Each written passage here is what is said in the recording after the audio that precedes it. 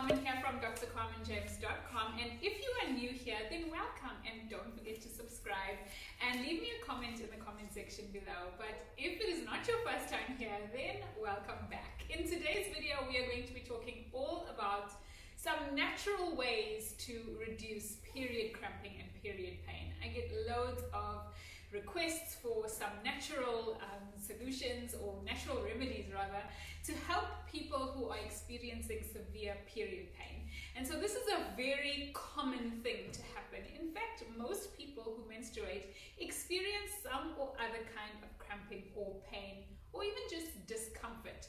And so in today's video, we are going to be talking about some natural ways that you can reduce period pain. So if you are interested to learn how you can reduce the pain that you experience whenever you menstruate, and if you're looking to do it more naturally, then this is the video for you. So please stay tuned. Now, period pain happens as a result of the uterus contracting. And there's two different types of period pain. The medical term for period pain is dysmenorrhea. And really there are two different kinds of dysmenorrhea. What we call primary dysmenorrhea, which happens just because of that contracting of the uterus, and the release of something called prostaglandins, which stimulates the uterus to contract. But secondary dysmenorrhea happens as a result of something else underlying. So for example, people who have fibroids in the uterus or people who have endometriosis may also struggle with severe period pain and this lower pelvic pain that kind of may not even be only associated with the period. That's what we call secondary dysmenorrhea, and that really, as the name suggests, is secondary to an underlying cause. Now, while period pain may be quite normal for people who menstruate, it's certainly not something that you just have to struggle through. But just bear in mind that if you're experiencing severe pain, and maybe even if it's associated with other symptoms, things like heavy bleeding, maybe even a discharge, fever, pain in between the period, then it is advisable for you to go and get an official diagnosis just to make sure that there's not something underlying causing your severe pain. So let's dive into some things that you can do to help reduce your period pain. Some of these things you may have heard of before, some of them may be completely normal to you. Some of them may work really well for you, while others may not. I would suggest that you give these a try and see what actually works for you. Now, the first thing that I'm going to suggest that you try and do if you have severe period pain is to use heat. Now, this is a pretty old school way of reducing menstrual pain. You may even have done this before, where you take a hot water bottle or a heating pad, but really placing some heat on the lower abdomen can be incredibly soothing, because what it does is it relaxes the muscles, and in particular the muscles of the uterus, and thereby reducing the intensity of the period cramps. If you think about it, when you are having your period, your uterus is contracting in pretty much the same way as it would contract if you were trying to deliver a baby. And so that can be quite intense and quite painful. And especially when the uterus contracts quite strongly, it can cut off the blood supply to the uterus, which is actually what makes the pain even more intense and more severe. And so heat can help to reduce the intensity of those uterine contractions, and it can also help to increase the circulation to the uterus, which makes the pain more manageable and more bearable. So if you have access to a heating pad, or perhaps even one of those microwavable bags, kind of like filled with either wheat or rice, you can pop one of those in the microwave, heat it up, and place that on the lower abdomen. If you don't have access to one of those, you can actually pretty easily make one yourself. All you need to do is get some fabric and fill it up with some uncooked rice and sew it up, pop it in the microwave for about 3 minutes on high, and use that on the lower abdomen to help to reduce your pain.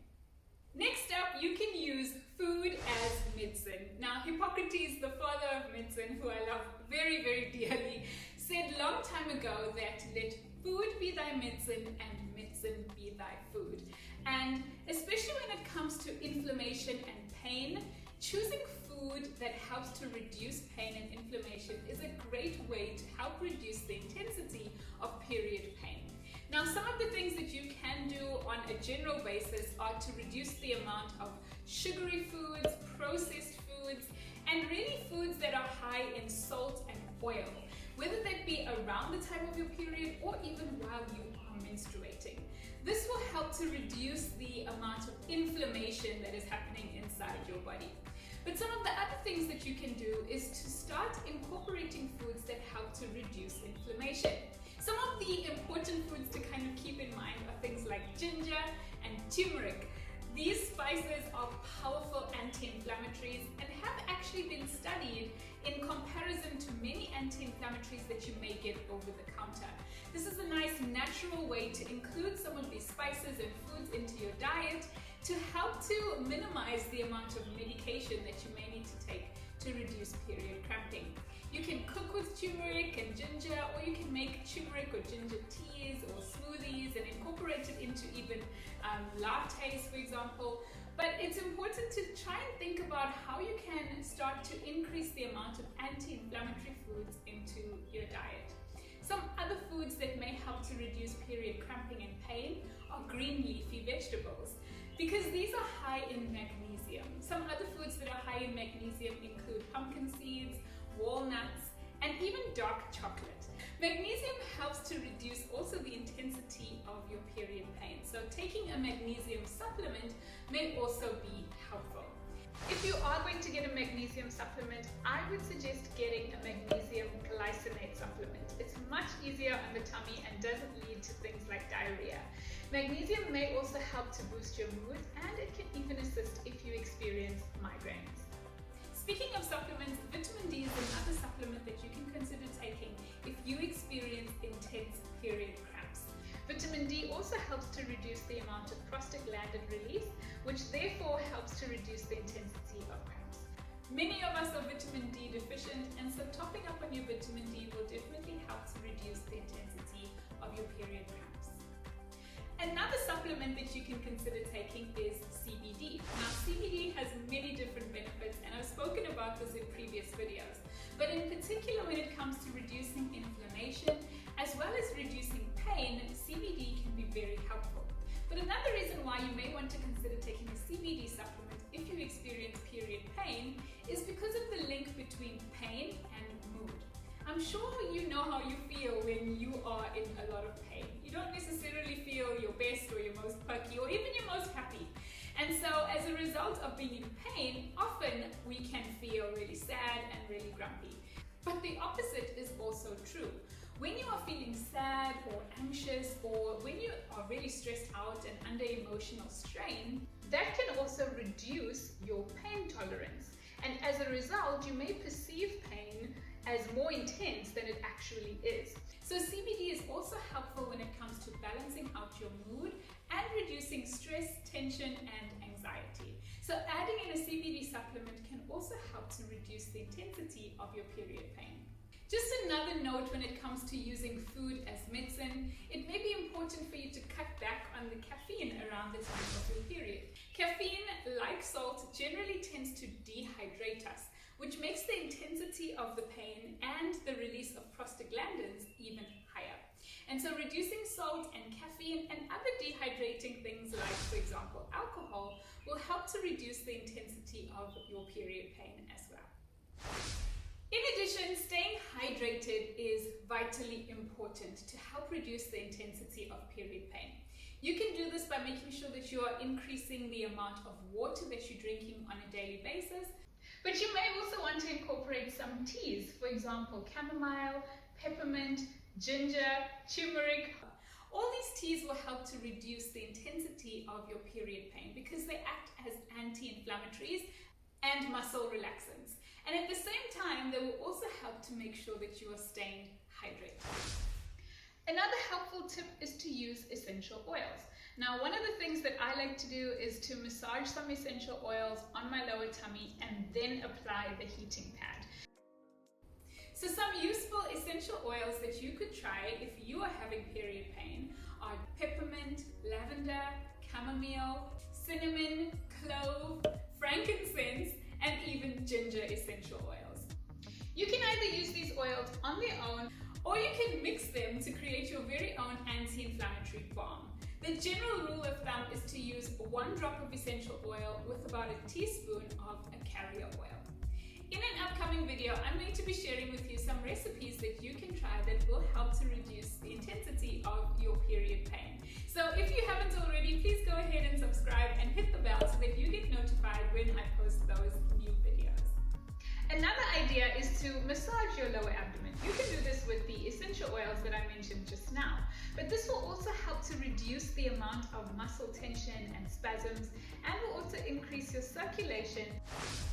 Next up, I would suggest that you get in some exercise. Now, I know when you are having your period that exercise is probably the last thing that you want to do, right? You just want to curl up into bed and kind of just keep yourself warm and binge on all kinds of snacks and that kind of thing. So you really may not feel like you're in the mood to exercise.